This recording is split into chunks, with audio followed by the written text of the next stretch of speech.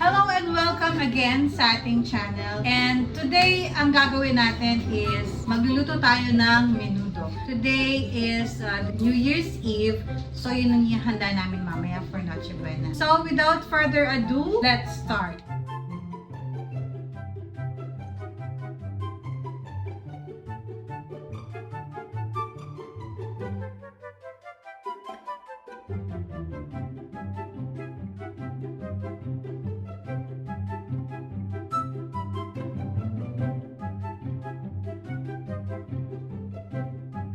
So, yun lahat ng ating mga ingredients. Yung exact measurements po, ilalagay ko na lang sa description box below. So, make sure to check the description box below. So, hindi tayo magigisa ng menudo. Ang gagawin natin is halos lahat ng ingredients natin except for patatas at yung carrots. Kasi ipa-fry ko muna yun. Kasi mas matagal ang magiging lifespan ng menudo pag pinry nyo yung patatas. Yung carrots, pwede nyo na rin isama. Pero ako ipa-fry ko siya.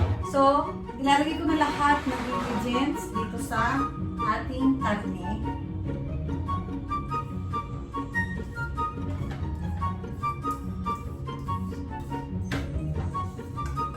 By the way, 1 kilo itong meat natin.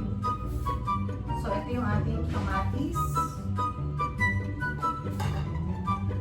Yung ating pickles. NANI?! So, yung ating chorizo,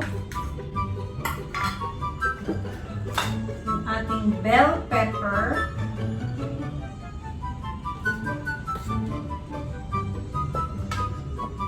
yung ating calamansi,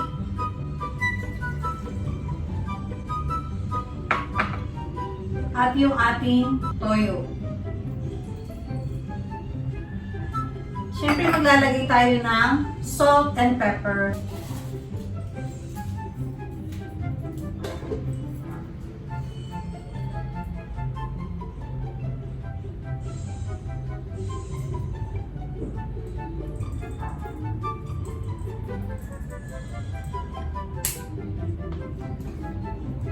So, hahaluin lang natin siya.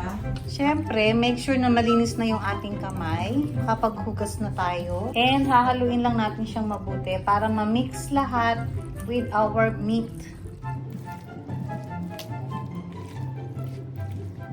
By the way, you can use lemon or calamansi. Kung hindi available ang calamansi, you can use lemon. Or you can use suka. Yung ordinary suka lang pwede nyo rin gamitin.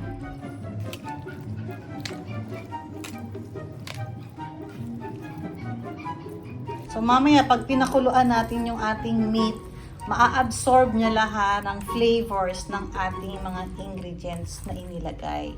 A few moments later. So, ang mga natira sa ating ingredients na ating ipa-fry is yung ating garlic, yung ating carrots, at yung ating patatas. Kasi ito nagtutubig, kaya yan. So, ipa-fry ko muna yan and then set aside natin. And then, ang last kong ipa-fry is yung garlic. And then, pag na-fry na yung garlic, that's the time ilalagay na natin yung ating mixture sa ating bawang.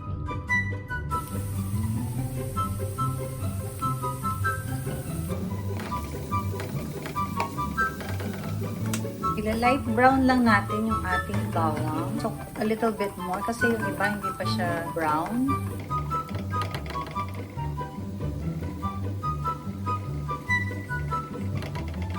Ayan, maganda na yung ating bawang.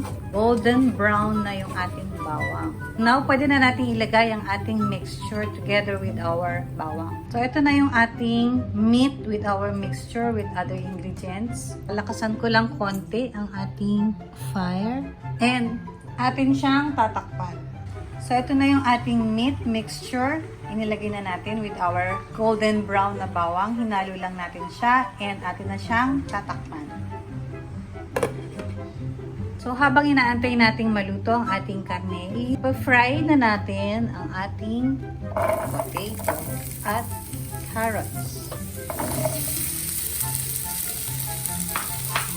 So, habang inaantay natin ang ating meat na maluto, ipiprito na muna natin ang ating carrots at patatas. Para mamaya, combine na lang natin sila pagka ready na. 2,000 years later.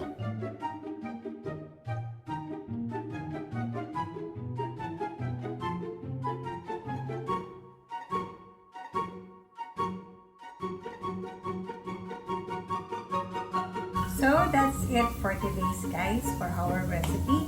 I hope everyone enjoys our menudo. And let me know kung na-try na siya and kung naging successful and nagustuhan na inyong family. So, sa mga hindi pa pwede subscribe, please click the subscribe button. So, Happy New Year to everyone and please stay safe.